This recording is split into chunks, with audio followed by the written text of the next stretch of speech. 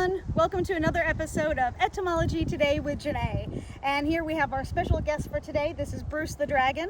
We're going to be talking about falconry and words and phrases that have come from falconry.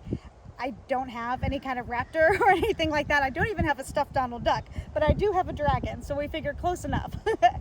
Now let's talk about some words and phrases that come from falconry, which, by the way, is a really, really old practice. I'm sure you knew that it was kind of old, maybe thinking back to the medieval period, but it actually dates back to 1700 BC. It's been around that long, and so it's only natural that we have some words and phrases that come from it.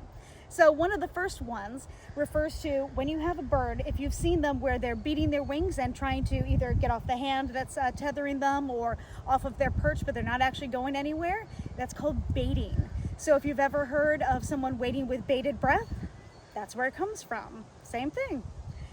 Now, a wild bird that you cannot tame is known as a haggard.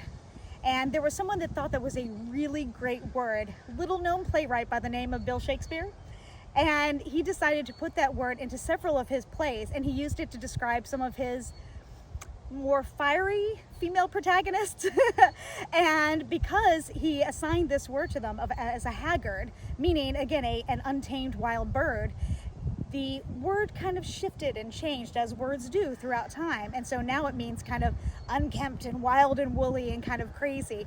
But originally what it referred to was a wild bird that can't be tamed, just like maybe Catherine from Taming of the Shrew.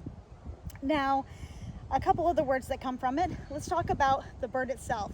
Oftentimes you'll see them with a hood over their face, and that is so that when you're moving them from place to place or working on training, they don't get distracted. You don't want them looking for prey or anything like that. And so when you put that hood over their head, they're being hoodwinked or tricked. So that's where hoodwinking comes from. Now, when you are training a bird, you want to use positive reinforcement, and often that means giving them treats. So food is an easy way to have that positive reinforcement to encourage those positive behaviors, but you have to be careful. You don't want to feed them too much, or they're not going to want to do anything because they are fed up, right?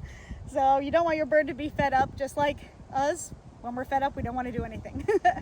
Now, two more quick things that come from falconry. There are an actual lot of them, but these are just my favorite ones. And they're both pretty much the same thing. And they refer to the way that you would hold the jesses. I know it's a shoelace, but traditionally it would be jesses, leather straps that you're using to help restrain the bird. And one is that you've got someone wrapped around your little finger, just like the jesses are here, or that you've got someone under your thumb. Both meaning pretty much the same thing, both coming from how you would restrain and anchor a bird when you're using them in falconry. Kind of cool, huh?